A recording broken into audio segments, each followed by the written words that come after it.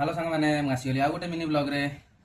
आज मो लंच रे अच्छी पखाड़ भात हूँ माछ मुंड आ लांज को पियाज टमाटर देकी छेचा होती जह्नी आलूर भजा बढ़ी चूरा आटा माछ सोर्ष दिया भजा होती। आम खाଇବା आरंभ करिया।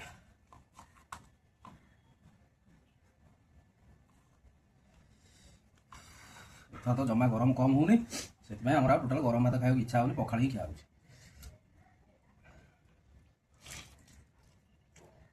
मात्र आइटम मोर पूरा फेवरेट।